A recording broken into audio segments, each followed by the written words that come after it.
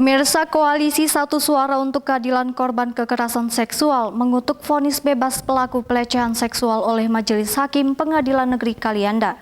Koalisi meminta Komisi Yudisial memeriksa hakim yang menangani perkara. Majelis Hakim Pengadilan Negeri Kalianda dalam sidang putusan 22 Juni lalu menjatuhkan vonis bebas kepada terdakwa Bagus Adi Pamungkas.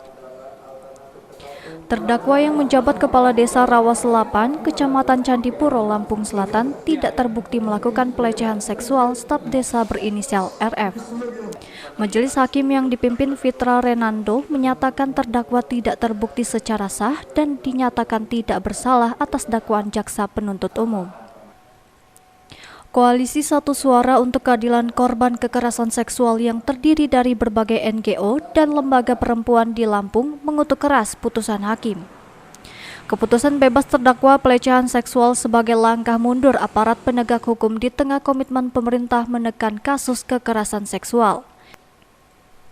Koalisi juga menyayangkan pertimbangan hakim yang menyatakan minimnya sanksi yang melihat langsung peristiwa. Padahal, kekerasan seksual dilakukan secara privat atau terjadi antara pelaku dan korban. Karena memang satu itu tadi fokusnya, nggak ada yang melihat. Siapa yang melihat?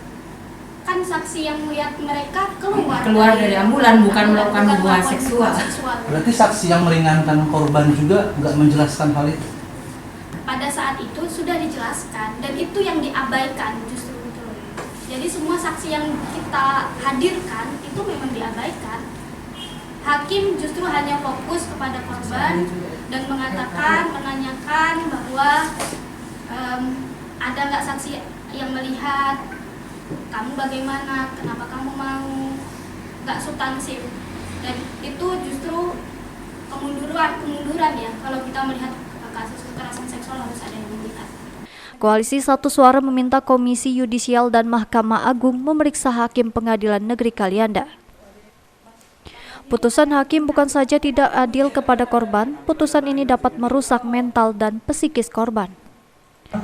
Dan kita semua berharap Satu Suara zero toleran terhadap kasus kekerasan dan meminta kepada Komisi Yudisial mengusut hakim yang telah memberikan vonis bebas terhadap tersangka.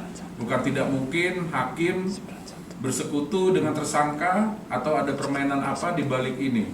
Sehingga korban yang harusnya dilindungi dengan adanya vonis yang adil tersebut malah semakin terpuruk, semakin mental, psikologisnya menjadi lebih buruk dengan adanya vonis ini. Farul Rozi, Siker TV melaporkan.